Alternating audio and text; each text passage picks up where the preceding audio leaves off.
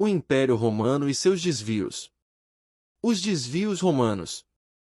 Reportando-nos ainda às conquistas romanas, antes da chegada do Senhor para as primeiras florações do cristianismo, devemos lembrar o esforço despendido pelas entidades espirituais, junto das autoridades organizadoras e conservadoras da República, no sentido de orientar-se a atividade geral para um grande movimento de fraternidade e de união de todos os povos do planeta.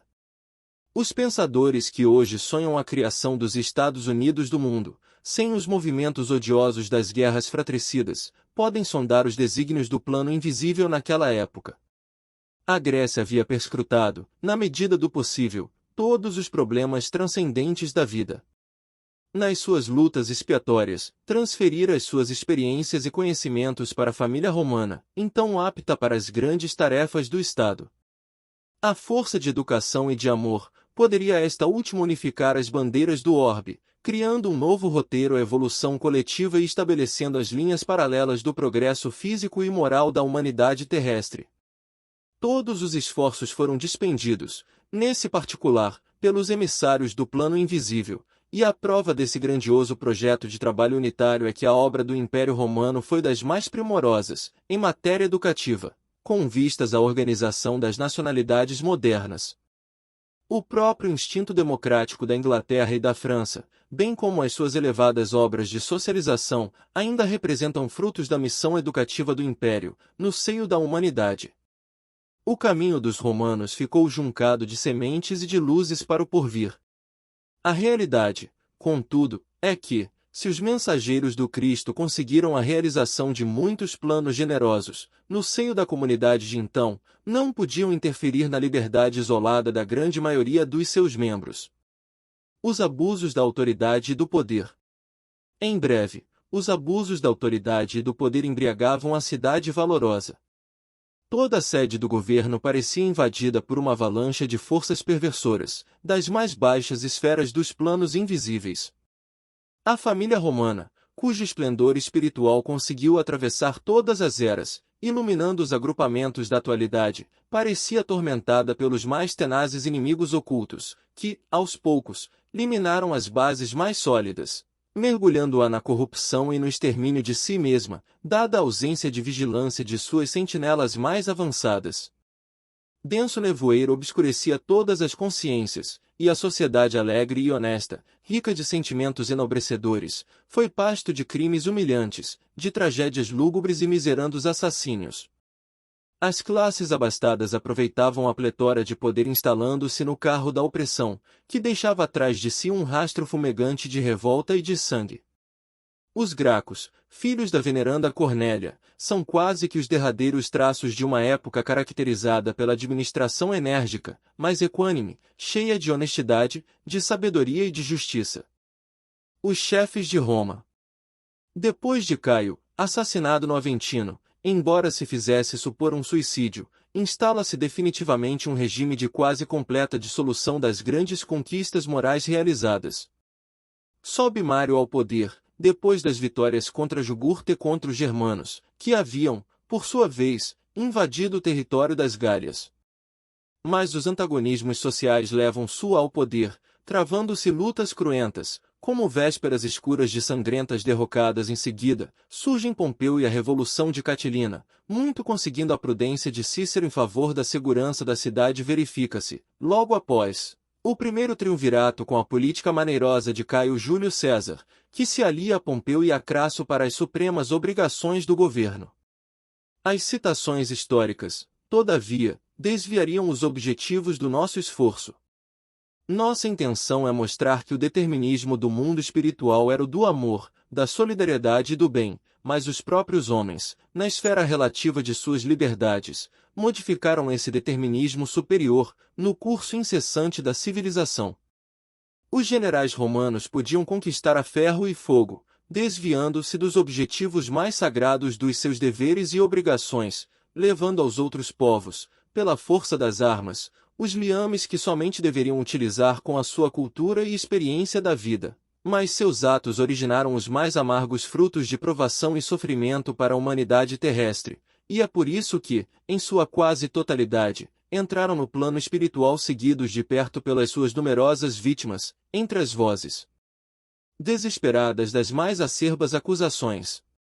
Muitos deles, decorridos decênios infindáveis de martírios expiatórios, podiam ser vistos sem as suas armaduras elegantes, arrastando-se como vermes ao longo das margens do Tibre, ou estendendo as mãos asquerosas, como mendigos detestados do Esquilino.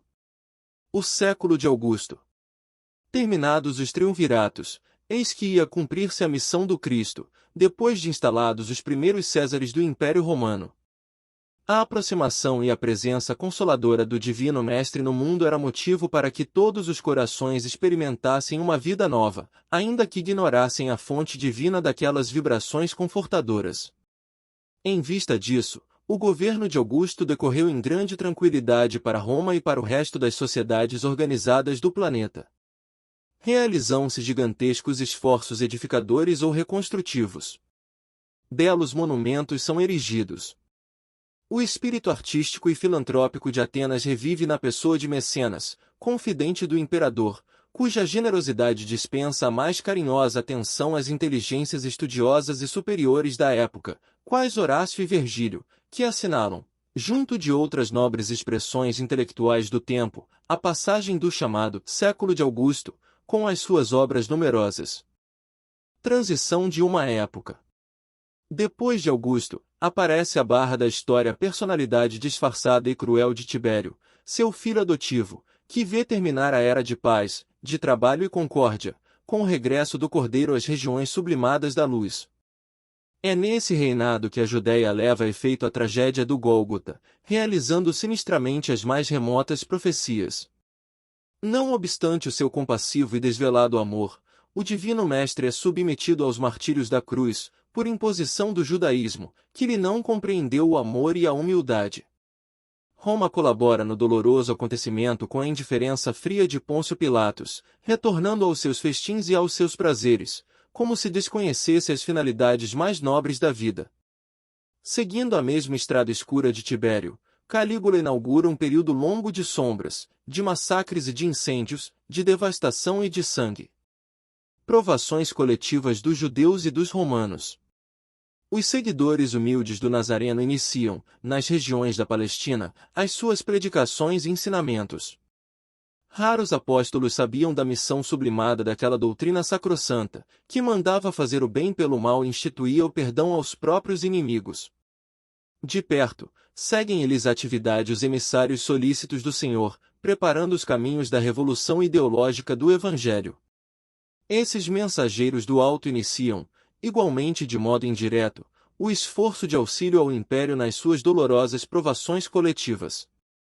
Um perfeito trabalho de seleção se verifica no ambiente espiritual das coletividades romanas. Chovem inspirações do alto preludiando as dores de Jerusalém e as amarguras da cidade imperial.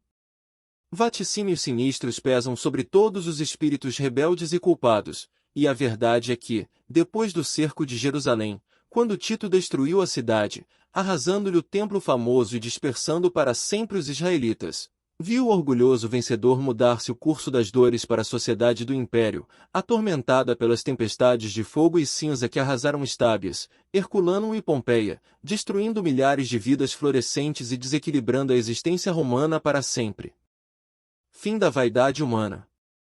O Império Romano, que poderia ter levado a efeito a fundação de um único Estado na superfície do mundo, em virtude da maravilhosa unidade a que chegou e mercê do esforço e da proteção do alto, desapareceu num mar de ruínas, depois das suas guerras, desvios e circos cheios de feras e gladiadores. O imenso organismo apodreceu nas chagas que lhe abriram a incúria e a impiedade dos próprios filhos, e quando não foi mais possível o paliativo da misericórdia dos espíritos abnegados e compassivos, dada a galvanização dos sentimentos gerais na mesa larga dos excessos e prazeres terrestres, a dor foi chamada a restabelecer o fundamento da verdade nas almas. Da orgulhosa cidade dos imperadores não restaram senão pedras sobre pedras.